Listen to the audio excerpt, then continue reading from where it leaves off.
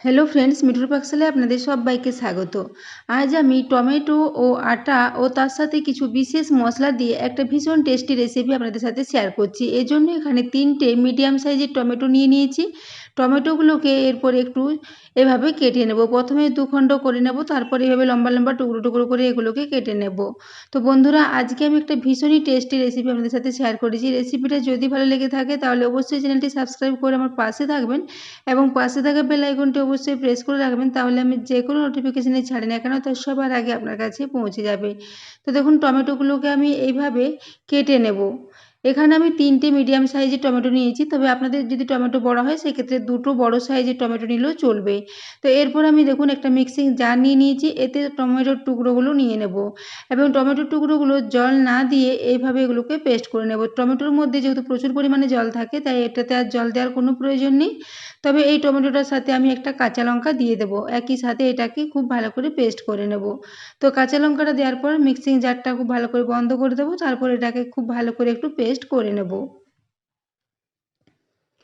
তো এখন দেখুন এটাকে পেস্ট করে নিয়েছি। এরপর একটা স্ট্রেনার নিয়ে নিয়েছি, এতে করে এর এক্সট্রা যে এর মধ্যে খোসা বা যে বীজের অংশগুলো থাকবে সেগুলো এর মধ্যে রয়ে যাবে এবং এর যে জুসটা সেটা খুব ভালো মতো এর মধ্যে ছেঁকা হয়ে যাবে। তো দেখুন এই জন্য এটাকে খুব ভালো করে একটু ছেঁকে নিচ্ছি। তো এরপরে যে দেখুন কিছু কিছু দানা দানা অংশগুলো বেরিয়েছে, ওগুলোকে সাইডে রেখে দিলাম। এদিকে আমি এখানে স্বাদ মতো একটু লবণ দিয়ে দিলাম, ওই সাথেই দিয়ে দিচ্ছি 1 চিমটে মতো হলুদের গুঁড়ো। খুব বেশি হলুদের গুঁড়ো দিইনি, খুবই অল্প পরিমাণে হলুদের গুঁড়ো দিয়েছি। তারপর এটাকে দিয়ে খুব ভালো করে এই টমেটোর মিশ্রণটার সাথে মেখে নিচ্ছি। তো এটা খুব ভালো করে মেশানো হয়ে গেলে এখানে আমি দিয়ে দিচ্ছি 2 টেবিল চামচ পরিমাণে সুজি। সুজি দিলে এই রেসিপিটা ভীষণই খাস্তা ও মুচমুচে মতো রেডি হবে, সেজন্য এখানে সুজিটা দিয়ে দিচ্ছি। সুজিটা দেওয়ার পর এটাকেও খুব ভালো করে একটু মিশিয়ে নেব। তো দেখুন সুজিটা দেওয়ার পর খুব ভালো করে এটাকে মিশিয়ে নিচ্ছি। এরপর এখানে আমি নিয়ে নেব আটা। তো মেজারিং কাপ মেপে 1 কাপ পরিমাণে এখানে আটা নিয়েছি। আটাটা পুরোটা এখানে নিয়ে নিলাম। এরপর এর সাথে ময়ানের জন্য দিয়ে দেবো প্রায় 1 চামচ পরিমাণে তেল। তো সেজন্য একটা চামচ নিয়ে নিয়েছি। চামচে করে এখানে 1 চামচ পরিমাণে তেল দিয়ে দিলাম। তেল দিলে এগুলো ভীষণই খাস্তা ও মুচমুচে হবে। তো দেখুন তেলটা দিয়ে দিয়েছি। এরপর এটাকে হাতে করে মেখে নিচ্ছি। তো এটাকে যেভাবে আমরা রুটি তৈরি করার ডো তৈরি করি সেরকম মতো একটা ডো তৈরি করে নেব। তো দেখুন এরপর এটাকে খুব ভালো করে মেখে নিচ্ছি। তো মাখতে মাখতে যদি আটার প্রয়োজন হয় সেক্ষেত্রে আবারও কিছুটা আটা এখানে মিশিয়ে নেব। ডোটা আমাদের খুব বেশি শক্ত বা খুব বেশি নরমও করা চলবে না, বেশ মিডিয়াম একটা ডো করতে হবে। দেখুন এখানে আমি আবারও 1/2 কাপ পরিমাণে আটা নিয়েছি। এই আটাটা অল্প অল্প করে দিয়ে এর সাথে মিশিয়ে নেব। তো প্রথমে অল্প পরিমাণে দিয়েছি, এটাকে দিয়ে কিছুক্ষণ মেখে নিচ্ছি।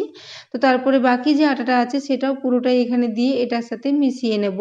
তো এখানে আমি মোট 1.5 কাপ আটার ব্যবহার করেছি। আপনাদের একটু যদি কম বেশি হতে পারে, সবসময় সব আটা সমানভাবে লাগে না। তো দেখুন এই জন্য আটাটা আমি এখানে 1.5 কাপ দিয়েছি, তো পুরো আটাটাই দিয়ে দিলাম। এরপর এটাকে খুব ভালো করে ঠেসে ঠেসে মেখে নেব। তো বন্ধুরা, আজকে আমি একটা সম্পূর্ণ নতুন পদ্ধতির রেসিপি আপনাদের সাথে শেয়ার করেছি। রেসিপিটা যদি ভালো লেগে থাকে তাহলে অবশ্যই বন্ধুদের সাথে একটু শেয়ারও করে দেবেন এবং রেসিপি পছন্দ হলে একটা লাইক করতে ভুলবেন না। তো দেখুন এরপর আমি এটাকে দিয়ে খুব ভালো করে একটু ঠেসে ঠেসে মেখে নিচ্ছি।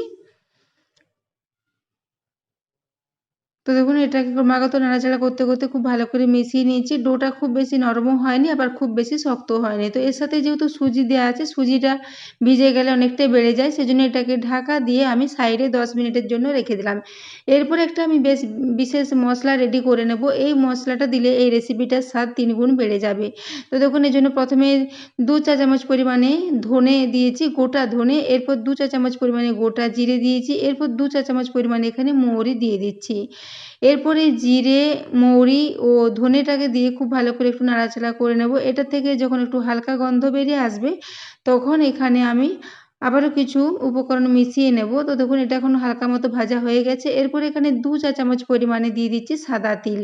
সাদা তিল দিলে টেস্টটা খুবই ভালো হয় এবং সাদা তিলটাকে দিয়েও এটাকে আবারও 1.5 মিনিটের জন্য একটু একদম লো ফ্লেমে ভেজে নিচ্ছি। গ্যাসের ফ্লেমটা একদম লোতে রেখেছি। এটা একদমই বেশি হাই ফ্লেমে বা মিডিয়াম ফ্লেমে ভাজা চলবে না, তাহলে মশলাটা পুড়ে যাবে। তো জন্য একটু একদম লো ফ্লেমে এটাকে ক্রমাগত নাড়াচাড়া করে ভেজে নিতে হবে এবং সবশেষে এখানে দিয়ে দিচ্ছি 2 চা চামচ পরিমাণে বেসন।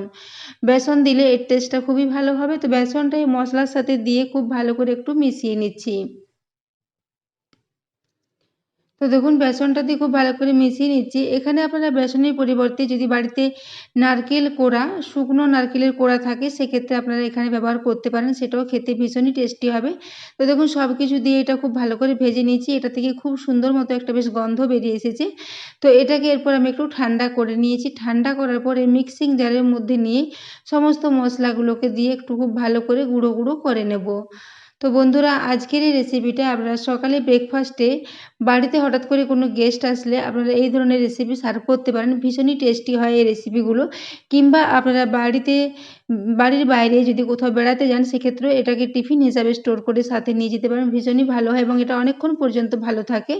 তো দেখুন এরপর এখানে স্বাদ অনুযায়ী একটু লবণ দিয়ে দিয়েছি এবং কাশ্মীরি লাল লঙ্কার গুঁড়ো দিয়ে দিয়েছি 1/2 চা চামচ পরিমাণে। ওই সাথে 1 চিমটে মতো হলুদের গুঁড়ো দিয়ে দিয়েছি। এরপর মিক্সিং জারটা ঢাকা দিয়ে খুব ভালো করে এটাকে গুঁড়ো করে নেব। তো দেখুন এটাকে খুব ভালো করে ফাইন করে একদম গুঁড়ো, গুঁড়ো করে নিয়েছি। এরপর এটাকে একটা বাটির মধ্যে নিয়ে নিচ্ছি। এই শুকনো মশলাটাকে একটা বাটির মধ্যে নিয়ে নিলাম। তারপর এটাকে সাইডে এখন রেখে দিচ্ছি। এদিকে আমি যে আটাটাকে রেখেছিলাম সেটা এখন 10 মিনিট হয়ে গেছে। তো দেখুন এই মশলাটা খুবই ফাইন মতো করে গুঁড়ো করেছি। ওটাকে এখন সাইডে রেখে দিলাম। এদিকে এখানে আটার ঢাকাটা খুলে নিয়েছি 10 মিনিট পর। এরপর এটাকে হাতে করে আবারও একটু খুব ভালো করে মেখে নিচ্ছি। ডোটা দেখুন খুব বেশি শক্ত হয়ে যায়নি, একদম পারফেক্ট মতো একটা ডো তৈরি হয়েছে। এরপর এর থেকে কয়েকটা লেচি কেটে নেব। লেচিগুলো লুচির মতো খুব বেশি ছোটও হবে না, আবার রুটির মতো খুব বেশি বড়ও হবে না। বেশ মিডিয়াম আকারের কয়েকটা লেচি এখানে কেটে নিচ্ছি। তো দেখুন এইভাবে লেচিগুলোকে কেটে নেব। লেচিগুলো এখানে সব কাটা হয়ে গেছে। এরপর এর থেকে আমি ছোট, ছোট এইভাবে একটু গোল, গোল করে এগুলোকে তৈরি করে নিচ্ছি। তো দেখুন এইভাবে সমস্ত লেচিগুলোকে গোল, গোল করে তৈরি করে নিয়েছি। এরপর এখানে একটা চাকি বেলুন নিয়ে নিয়েছি, তাতে হালকা করে একটু তেল মাখিয়ে নিয়েছি। এরপর আমি এখান থেকে একটা করে লেচি নেব আর এটাকে দিয়ে খুব ভালো করে মেখে নেব। এরপর এটাকে 2 হাতের আঙ্গুলে করে নিয়ে একটু বেশ বাটির মতো করে শেপ দিয়ে দিচ্ছি। তো দেখুন এটাকে খুব সহজে বাটির মতো করে শেপ দেওয়া যাবে, যেহেতু মিশ্রণটা খুব ভালো মতো রেডি আছে। তো এরপর এটাকে বাটির মতো শেপ নিয়ে নিয়েছি। তারপর ওই যে মশলার গুঁড়োটা করে রেখেছি সেটার থেকে এখানে প্রায় 1 চা চামচ পরিমাণে গুঁড়ো দিয়ে দিচ্ছি। তো দেখুন গুঁড়োটাকে এইভাবে চামচে করে একটু চেপে, চেপে ভেতরে দিয়ে দিলাম। তারপর এটাকে একটু আঙুলের সাহায্যে এর কিনারাগুলো উপর দিকে নিয়ে যাব এবং আঙুলে করে চাপ দিয়ে, দিয়ে মশলাটা একটু ভেতর দিকে দিয়ে দেবো। মশলাটা একটু বেশি ভর্তি, ভর্তি করে দিলে এর টেস্টটা খুবই ভালো হবে। সেজন্য খুব হালকা হাতে মশলাটাকে একটু এভাবে চেপে, চেপে ভেতর দিকে দিয়ে দেবো আর উপরের দিকের এই সাইডের অংশগুলোকে তুলে নিয়ে যেয়ে মুখটা খুব ভালো করে একটু বন্ধ করে দেবো। তো এটা বানানো ভীষণই সহজ। মশলাটা একটু টিপে, টিপে দিলেই খুব সহজেই এটা মধ্যেখানে রয়ে যাবে। তো দেখুন এরপর এটাকে এভাবে একটু উপরের দিকে মুখটা নিয়ে যেয়ে খুব ভালো করে মুখটা বন্ধ করে দিতে হবে। তাহলে এটা আর বেরিয়ে যাবার কোনো ভয় থাকবে না। তো দেখুন এরপর এটাকে খুব ভালো করে মুখটা বন্ধ করে দিয়েছি। তারপর হাতে করে এভাবে একটু চ্যাপ্টা, চ্যাপ্টা করে নিচ্ছি। তো দেখুন এটাকে এখানে চ্যাপ্টা, চ্যাপ্টা করে নিয়েছি। এদিকে চাকি বেলুনে আগে থেকে একটু তেল মাখানো আছে। তো সেই জন্য এটাকে চাকির উপরে দিয়ে এইভাবে একটু আঙুলে করে চাপ দিয়ে দিচ্ছি। তাহলে মশলাটা চারিদিকে সমানভাবে ছড়িয়ে যাবে। তো প্রথমে এবার জন্য আঙুলে করে একটু চাপ দিয়ে দিয়ে এটাকে একটু ছড়িয়ে দিলাম। তারপর বেলুনের সাহায্যে হালকা হাতে একটু বেলে নেব। খুব বেশি বড় করে বেলবো না, একটু বেশ মিডিয়াম আকারের লুচি বা পুরির মতো করে এটাকে বেলে নিচ্ছি। তো বন্ধুরা আমি আজকে একটা এই শুকনো গুঁড়ো মশলা দিয়ে একটা ভীষণই টেস্টি কচুরির রেসিপি আপনাদের সাথে শেয়ার করেছি। এই কচুরি রেসিপিটা আপনারা বাড়িতে অবশ্যই ট্রাই করবেন। তো দেখুন এখানে আমি অর্ধেকগুলো বেলে নিয়েছি, বাকি অর্ধেকগুলো আবার পরে বেলে নেব। তো দেখুন এগুলো খুব বেশি মোটাও হয়নি আবার খুব বেশি পাতলাও হয়নি, বেশ মিডিয়ামভাবে এগুলোকে রেডি করে নিয়েছি। এদিকে ফ্রাই প্যানে আমি 1/2 কাপ পরিমাণে রিফাইন্ড অয়েল আগে থেকে গরম হওয়ার জন্য বসিয়ে রেখেছিলাম। তেলটা এখন খুব ভালো মতো গরম হয়ে গেছে। এরপর গ্যাসের ফ্লেমটা মিডিয়ামে রেখে দিয়েছি। মিডিয়াম ফ্লেমে এখানে আমি 3টে কচুরি দিয়ে দিয়েছি। এখানে আমি যে ফ্রাই প্যানটা নিয়েছি তাতে আমার 3টে করে কচুরি খুব ভালো মতো ফ্রাই হয়ে যাবে। এগুলোকে আমি খুবই কম তেলে একটু শ্যালো ফ্রাই করে নিয়েছি। আপনারা চাইলে এগুলো ডুবো তেলেও ভাজতে পারেন, সেক্ষেত্রেও এগুলো ভীষণই ভালো মতো রেডি হবে। তো দেখুন একদিকটা এখন খুব ভালো মতো ভাজা হয়ে গেছে, এরপর এগুলোকে উল্টে দিচ্ছি এবং এইভাবে হালকা হাতে ভাজা হতে, হতে এগুলো খুব ভালো মতো ফুলে যাবে। প্রত্যেকটা কচুরি ভীষণ ভালো মতো ফুলেছিল। তো দেখুন এরপর আমি উপর থেকে চামচে করে একটু করে তেলের ছিটে দিয়ে দিয়েছি। তো দেখুন হালকা হাতে এগুলো নাড়াচাড়া করতে, করতে খুব ভালো মতো এগুলো ফুলে এসেছে। খুব ভালো মতো পারফেক্টভাবে এগুলো ফুলেছিল এবং উপর নিচ খুব ভালো মতো ভাজা হয়েছিল। তো এগুলো বন্ধুরা যেহেতু এখানে একদমই জলের ব্যবহার করিনি, তাই এগুলো অনেকক্ষণ পর্যন্ত ভালো থাকে এবং এগুলো খুবই টেস্টি হয়েছিল, ভীষণই খাস্তা ও মুচমুচে, ভীষণই টেস্টি একটা রেসিপি। তো এই রেসিপিটা বন্ধুরা বাড়িতে আপনারা অবশ্যই ট্রাই করবেন এবং কেমন লেগেছে কমেন্ট করে জানাতে ভুলবেন না। এবং এর কালারটাও দেখুন খুবই সুন্দর এসেছে, যেহেতু এর সাথে টমেটো দিয়ে মাখা আছে। তো দেখুন এরপর এগুলোকে উল্টে পাল্টে আমি বেশ লাল লাল করে ভেজে নিয়েছি। তারপর একটা স্ট্রেনারে করে এটাকে তুলে নিচ্ছি এবং এক্সট্রা তেলটা ঝরিয়ে নেব। তো এই একই পদ্ধতিতে আমি তিনটে করে সমস্ত এই কচুরিগুলোকে ভেজে নেব। এখানে আমার মোট 12টা মতো কচুরি রেডি হয়েছিল। তো প্রত্যেকবারে আমি তিনটে করে 4 বার করে এই কচুরিগুলোকে ভেজে নিয়েছি এবং দেখতেই পাচ্ছেন প্রত্যেকটা কচুরি ভীষণ ভালো মতো ফুলেছিল এবং ভীষণই মচমচে মতো এগুলোকে ভাজাও হয়েছিল, ভীষণই টেস্টি হয়েছিল। তো বন্ধুরা আজকের রেসিপিটা আপনারা বাড়িতে অবশ্যই ট্রাই করবেন। এটাকে বাচ্চাদের স্কুলের টিফিনে বা সকালে ব্রেকফাস্টে বা বিকেলের দিকেও স্ন্যাক্স হিসেবে বানিয়ে খেতে পারেন, ভীষণই টেস্টি একটা রেসিপি। তো দেখুন এরপর আমি সবগুলো এইভাবে ফ্রাই করে নিয়েছি, তারপর এগুলোকে একটা প্লেটের মধ্যে নিয়ে সার্ভ করে দিয়েছি।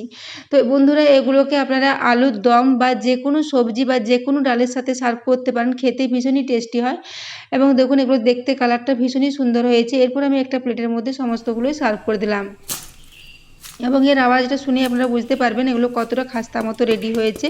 তো আপনারা যদি কোথাও সফরে যান সেক্ষেত্রে এটাকে কিন্তু আপনারা নিয়ে যেতে পারেন প্যাকিং করে, এগুলো অনেকক্ষণ পর্যন্তই ভালো থাকে। তো এটা আমি রেডি করার 15 মিনিট পরে সার্ভ করেছি, এখন এগুলো পুরোপুরি ঠান্ডা হয়ে গেছে, তবু এগুলো ভীষণই খাস্তা মুচমুচে আছে এবং ফোলা ফোলা আছে, এগুলো অনেকক্ষণ পর্যন্ত এরকম ফোলা ফোলা থাকবে। তো দেখুন বন্ধুরা এগুলো এইভাবে আমি সার্ভ করে দিয়েছি। তো আজকের এই রেসিপিটা এতক্ষণ পর্যন্ত দেখার জন্য আপনাদের অশেষ ধন্যবাদ। আবারও চলে আসবো নিত্য নতুন কোনো ভিডিও নিয়ে, দেখা হচ্ছে পরের ভিডিওতে।